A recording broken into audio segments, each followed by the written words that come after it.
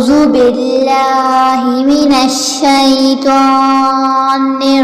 الرجيم.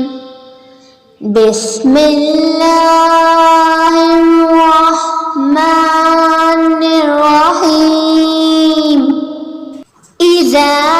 وقعت الواقية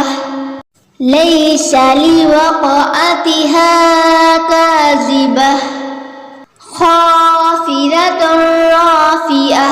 إذا رجت الأرض رجا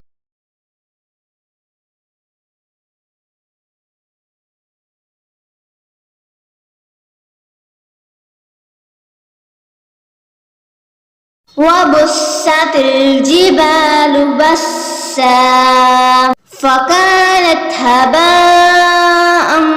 منبثا وكنتم أزواجا ثلاثة فأصحاب الميمنة ما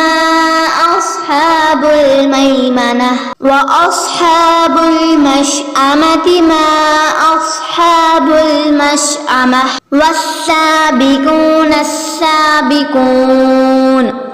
أولئك المقربون في جنات النعيم ثلة من الأولين وقليل من الآخرين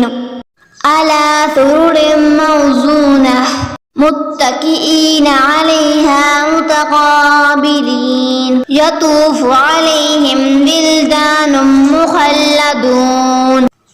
بأكواب وأبارك وكأس من معين لا يصدعون عنها ولا ينزفون وفاكهة مما يتخيرون ولحم طير مما يشتهون وحور عين كأمثال اللؤلؤ المكنون جزاء بما كانوا يعملون لا يسمعون فيها لغوا ولا تأثيما إلا قيل سلاما سلاما فأصحاب اليمين ما أصحاب اليمين في سدر مخضود وطلح منضود وظل ممدود وماء مسكوب وفاكهة كثيرة لا مقطوعة ولا ممنوعة وفرش مرفوعة إنا أنشأناهن إنشاء فجعلناهن أبقارا عربا أترابا لأصحاب اليمين ثلة من الأولين وثلة من الآخرين وأصحاب الشمال ما أصحاب الشمال في سموم وحميم وظل من يحموم لا بارد ولا كريم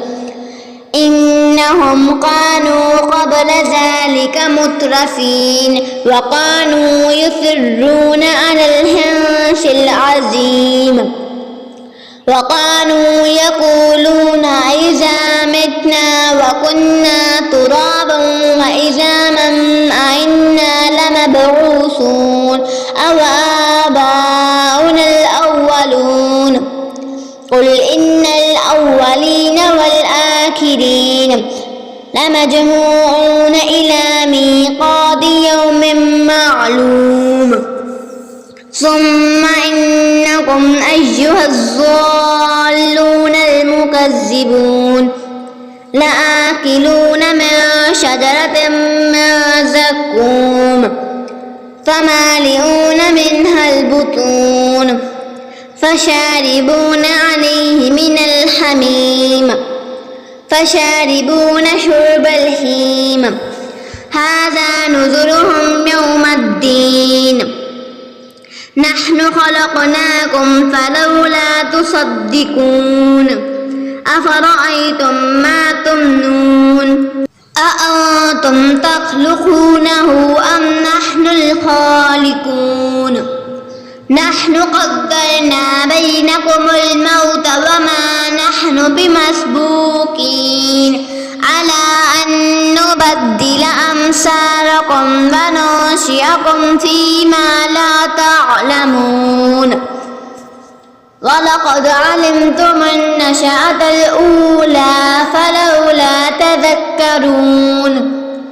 أفرأيتم ما تحرثون أأنتم تزرعونه أم نحن الزارعون لو نشاء لجعلناه طعاما فظلتم تفكهون إنا لمغرمون بل نحن محرومون أفرأيتم الماء الذي تشربون أأنتم أنزلتموه من المزن أم نحن المنزلون لو نشاء جعلناه جاجا فلولا تشكرون